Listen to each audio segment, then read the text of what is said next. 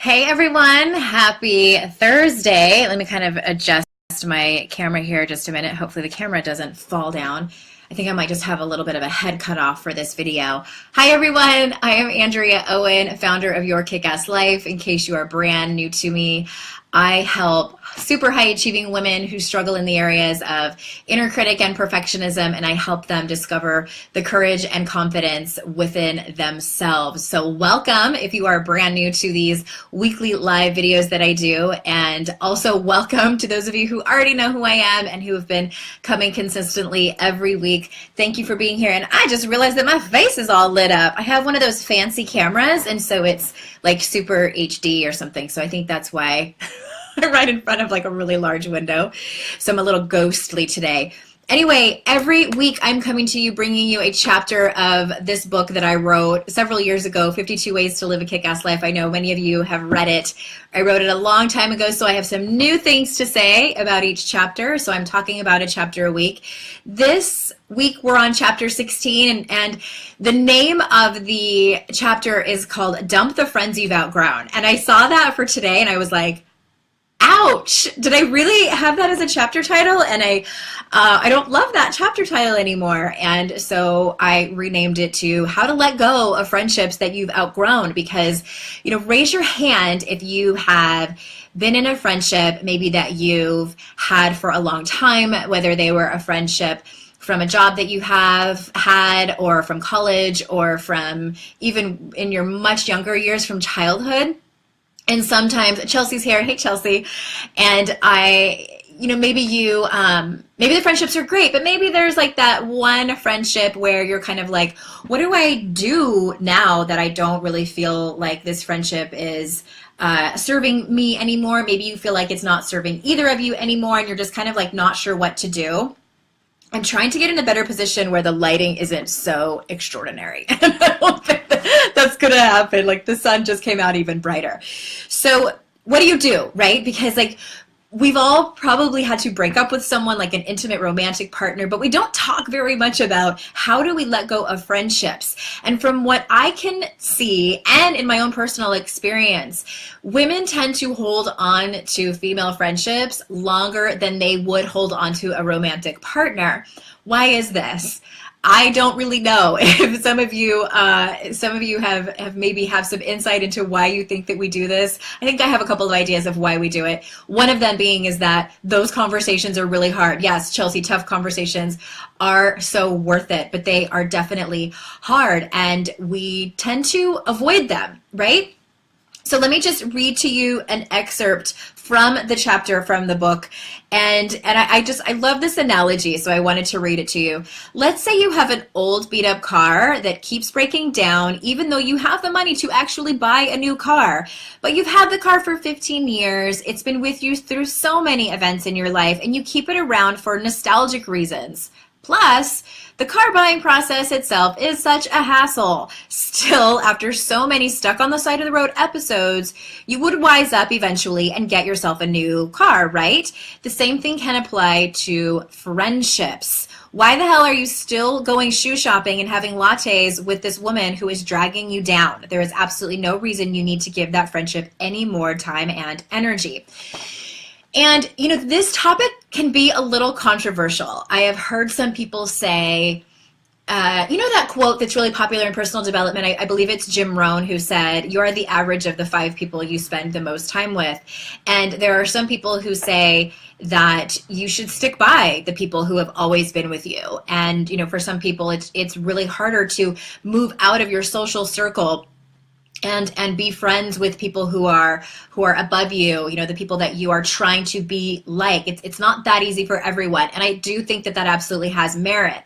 However, what I'm speaking more specifically to are the friendships where this person has maybe done something to you where it has crossed a boundary with you, and you don't trust this person anymore, or you have been maybe this person has a personality where they are very negative, and every time you spend time with them, you feel exhausted, you feel like you are acting like a different person in order to maintain the friendship.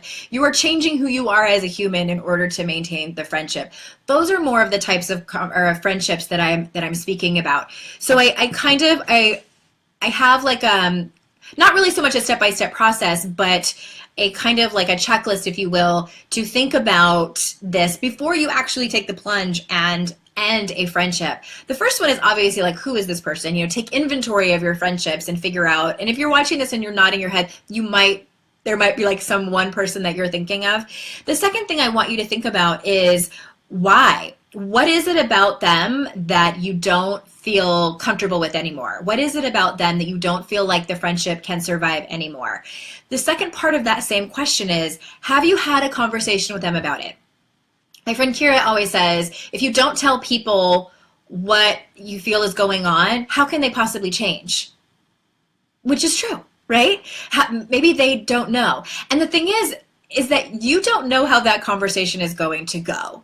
You don't know if you tell somebody like, when I spend time with you, I feel like all we talk about is, all we do is bash on our bodies and women's bodies, and then I feel like crap about my own body, and I don't want to have that conversation anymore. She may very well get really defensive, say, no, I don't, or, you know, throw stuff back at you because you've kind of touched a nerve with her, or she may say, you're right, I do that.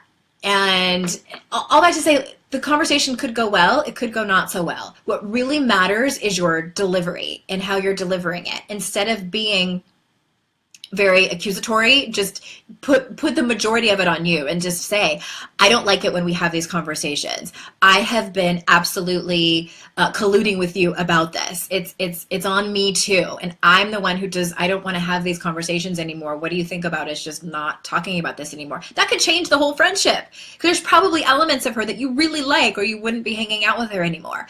So backing up a little bit, my question is, have you had a conversation with this person?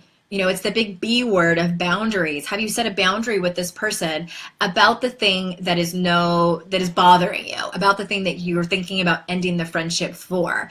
Did they do something to you that you've never had a conversation about? And maybe you have the story wrong. Maybe you heard it secondhand and you really have no idea. Dang it, we aren't mind readers yet, right? So we don't know what that other person is thinking or feeling, and so we have to have those conversations. The reason that I say this is because I would hate for you to end a friendship before you ever tried to fix it, before you ever tried to come up with some kind of solution to the problem that is going on. Maybe it's that you can't talk about a certain topic anymore. Maybe it's that it's too painful to see your friend go back to the same abusive relationship over and over and over again. Like you just cannot bear it anymore. So it's those types of hard conversations that I'm talking about. And then the third part is ending a friendship. How do you actually do that? In the book, I talk about two different scenarios, two choices that you have. The first one would be to have the breakup conversation. The second one, more or less, I talk about just ghosting that person. And I want to backtrack. Second edition. I don't think that is always the best choice. I think that if the friendship is sort of like organically dying, for lack of a better word, if you don't talk that much anymore, if you've kind of been the one to reach out and it's all kind of falling on you, then maybe it's okay for you to do that. I think the question to ask yourself is, do a gut check. And if you did that, if you more or less ghosted the friendship or the person, do you feel okay about that?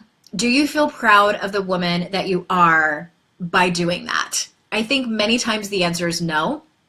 And it's definitely one of those situations where like both outcomes are kind of horrid. That's a dramatic word, but both outcomes suck, right? It's like I have to have this hard conversation with this person that I genuinely care about, or I have to walk away from the friendship, like kind of tiptoe out the back door and not say anything and still feel bad about that because that doesn't really feel in integrity.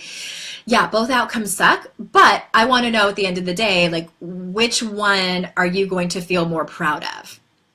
And a lot of times it's having that hard conversation. So how do you do that? How do you have that hard conversation? And I am always a big fan of having in-person conversations. However, I know that's like the ultimate. So if email, I do not recommend text. But I think if email is sort of the easy out for you, then if that's going to be what it takes, that's what it takes, or writing a letter. But it's the conversation I just really recommend is to start from a place of love and gratitude and say, I have loved our friendship and it has served me so well. Thank you so much for being there for me when I went through X. And I just really want to own that.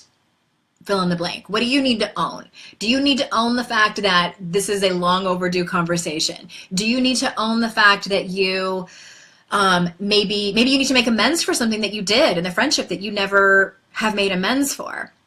So gratitude, and then any kind of cleaning up that you need to do, that would be a good place for it. And then just kind of rip the Band-Aid off and just say, I just don't think that I can be in this friendship anymore. And then you're at a choice. You can say why, or you can just sort of like end the sentence and see where the conversation goes from there. You may be surprised. The person might be like, thank God, I've been feeling the same way. Probably not going to go that so smoothly. But, again, this is not an easy conversation, and you might want to prepare yourself that the person is going to get emotional. They might get angry. Like, emotions may come up. And the thing is you're not responsible for any of that. All you're responsible for is what you can bring. And are you coming from a place of kindness? Are you coming from a place of honesty? Are you coming from a place of integrity and compassion? Because I truly believe you can still be compassionate and kind and deliver some bad news to the person, something that person doesn't want to hear. They're probably going to either put it on themselves and feel like something is wrong with them. They're probably going to, they very well could throw it back at you and make you wrong because it's painful. No one likes to be broken up with. I don't care who you are. It's happened to me. By the way, if you follow my podcast, you've probably heard me talk about it on several episodes. It happened to me. And I had a friend break up with me. And what I wish she would have done differently is, because it was a huge blow, and I was going through something really hard, and she was also having some difficulty in her personal life, and she simply could not show up for me as I needed her to. And what I wish the conversation would have been differently is I wish she would have said, I still think you're a really great person. I really think that you're a good human. It's just, I cannot bear this for you anymore, and you deserve a friend that can. That would have made really all the difference in the conversation, because when she broke up with me, I really felt like, what is wrong with me? Clearly, I am a broken human. I am high maintenance. I am bad at friendships. I'm a terrible friend to her. This is why she doesn't want to be friends with me anymore. I'm so much of a mess. I'm so much of a hot mess. I can't even, my friends are breaking up with me now. So looking at that experience, I was able to see, okay, if I need to do this to a friend, this is how I know what needs to happen. The bottom line of it, you guys, is that, again, I'm going to repeat it, you can still be kind and compassionate and honest and deliver a truth that is not always super awesome for people to hear. So I'm going to jump on over to the comments and see if there are any questions. Di is here again. Hey, Di. Matilda. Good to see you, Matilda. Tara, hey, let's see. Martha is here. Hey, Martha. Sue, look at all these people I know. Diana. I went to high school with Diana. And Tammy's here too. Same with Tammy. So Andrea says, thank you for talking about this. Yeah, you're welcome. I just think it's a conversation that does not happen enough. We don't really know what to do in these moments. So a lot of us just do nothing, and we just walk away from these friendships and don't text back, don't return phone calls, and just kind of like hope that she goes away. And that's just not really nice, right? Because I know all of you watching this are kind women, and you wouldn't want somebody to do that to you, and we don't want to do that to anyone else. So again, I love being here, and if you like these types of lessons, I have a weekly podcast over on iTunes or Stitcher or wherever you get your podcasts from. You can just search for Your Kick-Ass Life. I will pop a link in the comments here. And Andrea says, it's so hard when we want subconsciously everyone to like us. Great point. Yes. That is a really, really great point, because it's one of those things too, and I'm glad you used the word subconsciously, that, I mean, this is like a part of our old brain where it feels like death for people to not like us. Again, I always say this, the brain science tells us that we have not evolved that much from the caveman days, where when we were part of a community, we were part of a tribe, and if people didn't like us, we were outcast, and it meant imminent death. So our brains still think that, and our old brain, I should say, and we consciously know that that's not true, that we'll be okay if our friends are angry with us, or if we get broken up with, or we have to break up with people and have these hard conversations. But subconsciously, it's like, panic, don't do that, make everyone like you, just continue the friendship, just do what you need to do to make it work, don't want them to not like us, etc. So really what the remedy for that is a lot of noticing. First of all, noticing when it's happening is huge. And then also talking to yourself and saying, like, I'm safe. You all know I'm a big fan of the mantra. So it's not necessarily positive affirmations. It's just things like, I'm safe. This is happening. It's all going to be okay. And also I just want to add that you are normal if you feel hurt that someone doesn't like you. You are totally, everyone feels that sting when someone doesn't like you. It still happens to me. I get a nasty comment somewhere and I'm like, ouch, damn, that doesn't feel good. But the difference is that I don't let it completely take me down. I don't let it make me hide. I don't let it make me not go after the things that I want. I let it sting and I let it hurt, and I reach out to the people that I care about and say, this happened and I'm really sad and it hurt my feelings. And then we can move on. So that takes practice, you guys. That takes a lot of practice. That's like, something I teach in my books and in my classes and everything. But such a great point, Andrea. Thank you so much for bringing that up. And I think that, so unlearn, you said, yeah, I think it would be, this lesson is great for even someone in an intimate relationship, and same. Friendships, intimate relationships. It's just relationships in general. But I'm talking about friendships here because people talk about intimate relationships all over the internet, but we don't talk about friendships enough. So join me next week. I will be here next week. What are we talking about next week? We're talking about, please hold.